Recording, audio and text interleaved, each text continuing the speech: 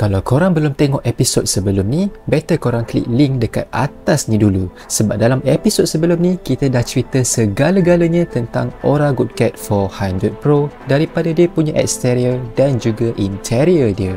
Dan dalam video kita pada hari ni, kita akan pergi test drive kereta ni, kita akan pick up kereta ni daripada Go-Car, dan yang lagi best, kita akan cas kereta kucing ini. So, adakah kereta ni berbaloi untuk korang beli? Segalanya akan terjawab dalam video kita pada hari ini. So, jom guys, let's go. Away we go.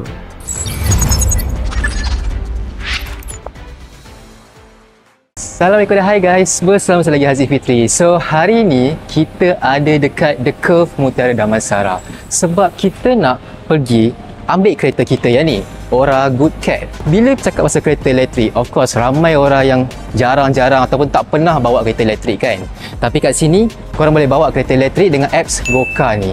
So macam mana nak register masuk dalam Go-Car ni? First kali korang kena booking dulu. So bila korang booking dulu dekat dalam aplikasi Go-Car tu, korang kena pilih lah tempat. Nak pilih tempat dekat mana? Macam kita pilih dekat The Curve Mutiara Damansara. So macam dekat sini ada Aura Good Cat. Ada lagi pilihan lain, Nissan Leaf, Renault Zoe. But mostly ramai orang akan prefer Aura Good Cat lah kan, sebab ni nampak lagi cute lagi kan.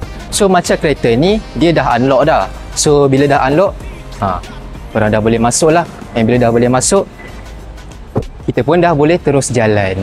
Tapi sebelum nak jalan, korang kena ambil gambar dulu kereta ni, dari depan, kiri, kanan and belakang. And korang kena report lah mana-mana defects yang ada. So macam model Aura Good Cat yang ada kat sini, dia ada defect sikit dekat dia punya bahagian fender ni. Dia macam cala sikit macam ni. So kita kena ambil gambar and report kat Go-Car lah. So korang tak akan kena charge apa-apa. And selain daripada tu, bila kita dah siap semua, dah ambil gambar semua, dah hantar dekat dalam Go-Car, korang kena pergi dekat sini pula. Sebab ni kereta elektrik, so of course dia akan charge dekat sini. Memang datang-datang dah siap charge semua dah. So benda pertama sekali yang korang kena buat adalah make sure kereta ni dah unlock. And then lepas tu korang kena ambil dia punya charging card. Dia ada charging card dia sendiri.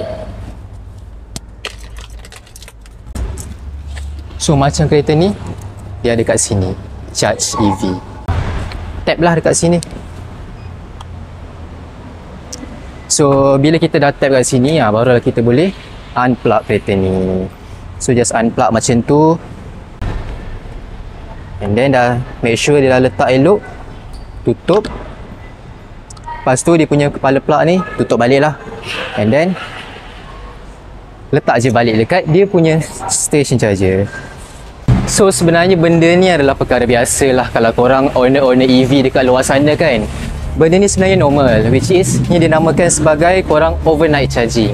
Let's say korang balik kerja waktu petang, waktu malam, lepas tu nak pakai lagi kereta esoknya kan, takkanlah nak pergi station charger macam ni. So korang kenalah charge dekat rumah. Selalunya owner EV ni, dia waktu-waktu malam lepas dia balik kerja, dia nak tidur, sebelum dia tidur tu dia wajib charge kereta dia dulu. Sebab kalau dia tak charge, besok pagi dia susah lah kan. So benda ni dinamakan overnight charging. Memang benda ni korang kena buat kalau korang pakai kereta elektrik macam Aura Good Cat ni.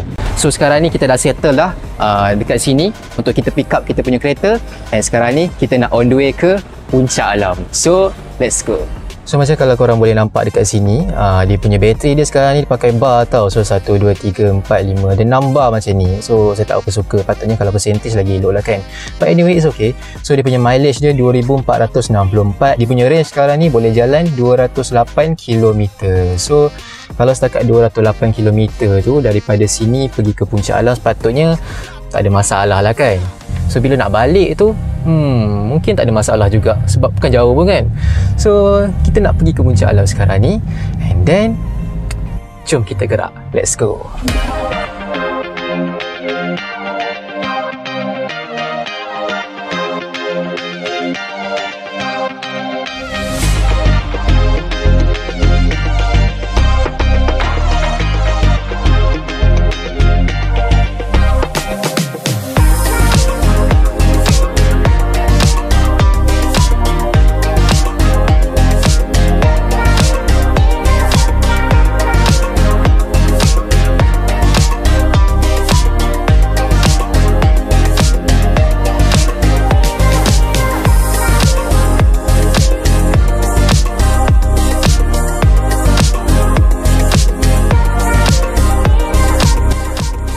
Jadi selepas sejam perjalanan kita ke puncak alam melalui highway dash, kita dah sampai ke lokasi dengan bateri yang tinggal hanyalah 4 bar dengan range 146 km.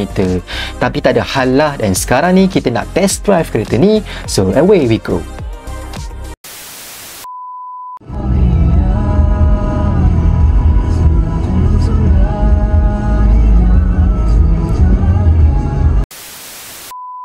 Oragood Cat ni ada banyak dia punya driving mode dia, tapi kita just letak dia set dia pada normal sahaja untuk kita dapatkan the real feel dia. So kat depan dia sikit corner. So far kereta ni quite melekat juga. Dia quite melekat. Dia tak membuang sangat. Dia adalah membuang dia sikit je, tak banyak sangat, tapi dia still lagi boleh kawal. Dia still lagi boleh handle dengan baik. So sebab ni kereta EV dia ada regen braking. So bila dia ada regen braking, maksudnya korang tak payah pun tekan brake sangat. Dia dah macam brakekan untuk korang. Sebab apa? Sebab dia punya braking tu, dia akan generate balik dia punya battery power. Maksudnya dia akan charge semula kereta ni. So benda tu sebenarnya membantu juga, lagi-lagi kat kawasan yang berbukit ataupun kawasan-kawasan jalan jam macam tu kan. Kadang korang tak payah nak tekan brake sangat. And kalau korang bawa kereta ni macam kereta ICE yang lain, kereta biasa, korang akan rasa pelik dengan brake dia. Sebab dia macam mencengkam kuat sangat. But actually itulah dia punya karakter. Sebab dia ada regen braking.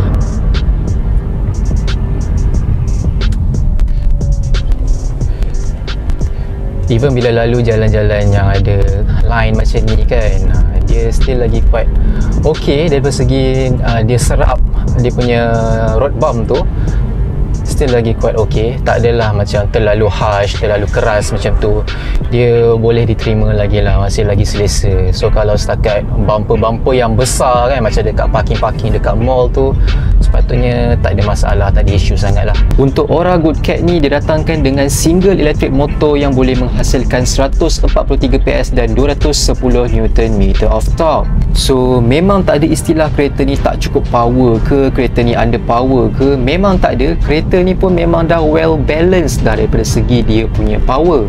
Kalau setakat nak naik bukit ke ataupun cruising dekat highway, memang tak ada masalah dengan Oragood Cat ni, dan dua-dua variant adalah sama dia punya output power dia. Puas hati lah, memang puas hati. Dia punya handling dia not bad, quite good. Suspension, comfort, I think this is one of the best lah. One of the valuable EV juga kalau nak beli. So, lepas kita pusing-pusing satu UiTM Palam, akhirnya inilah masa dia untuk kita cas Oragood Cat kita ni. Walaupun dia punya jarak perjalanan tak adalah jauh mana, tapi dah ala-ala kita ada kad charger tadi kan, kita pun nak try lah juga cas kereta ni. So, jom cas. Ni adalah charger daripada Charge EV. So, sekarang ni kita kena tap dululah, scan dulu dekat sini. Scan dulu macam tu. Lepas tu dekat sini kita kena tekan, baru kita boleh cabut dia. So sekarang ni kita nak charge dia. Macam tu. So kita tengah nak charge dia macam ni. Sekarang ni charging in progress. Dan dalam kereta kita pun dia dah tulis lah kat situ, time to full, lagi 3 jam 25 minit. Tapi memang taklah kita 3 jam ada dekat sini kan. Mungkin kita akan charge dia sejam, kita nak pergi makan lagi, lepas tu kita ada shooting sikit, and then kita akan bergerak balik semula. Ok semua? So kita tunggu kereta ni charge. Dan sebagai owner-owner EV yang lain, dia orang takkan duduk dalam kereta je. Dia takkan duduk dalam kereta 3 jam tunggu kereta-kereta lain mengecas, lepas tu upload dalam TikTok. Tak ada. Kita kena buat apa? Kita kena pergi makan. Let's go. Jadi selepas 1 jam kita charge kereta ni, bateri dia pun naiklah 2 bar dan kita dapat range balik 175 km. Perlu diingatkan yang kita menggunakan AC charger yang support 6 kW sahaja. So memang macam tu lah dia punya charging dia. So sekarang ni kita pun nak gerak ke Eastern Lake Eco Grand 2 untuk kita shoot kita punya video full review of Oragood Cat 400 Pro ni. So far bagi saya, kita dah bawa kereta ni tadi, kita dah drive dalam UiTM Puncak Alam, kita dah tengok dah macam mana dia punya reaction, dia punya stability dan sebagainya. And apa yang saya boleh cakap dekat sini, kereta ni bukan sahaja sesuai untuk perempuan, tapi sesuai juga untuk lelaki, lagi-lagi yang suka driving. Sebab bagi saya handling kereta ni memang nice, comfort. Dia tak adalah sporty sangat, dia tak adalah sampan sangat, dia comfort. So kalau nak jadi family man kan, nak bawa kereta ni balik kampung, nak lalu jalan-jalan dalam macam jalan Karak ke, jalan Bentong ke, tak ada masalah, dia boleh handles. Dia punya body stable, memang stable. And then untuk perempuan pula, of course lah, korang akan beli kereta ni sebab dia punya rupa. Rupa dia ni memang korang tak akan dapat dekat tempat lain ataupun dekat kereta-kereta yang lain.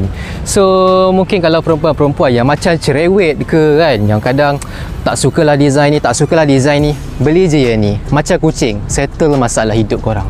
Apa pendapat korang dengan kereta ni, Ora Good Cat 400 Pro? Bagi saya, kalau korang tak mampu nak beli yang variant 500 Ultra, beli yang ni je pun dah cukup. So mungkin ada yang concern daripada segi dia punya range, dia punya bateri dia kan. Features dia memang dah sedap dah. Even bateri dia pun macam mana pula kan.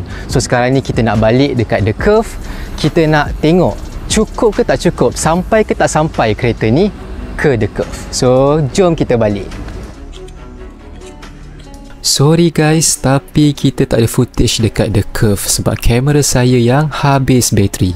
Tapi Alhamdulillah, kereta ni tak habis bateri. Dan ini adalah bacaan yang kita dapat bila kita sampai dekat The Curve. So agak-agak korang, Ora Good Cat ni jimat ke tak jimat? Cuba komen dekat bawah ini.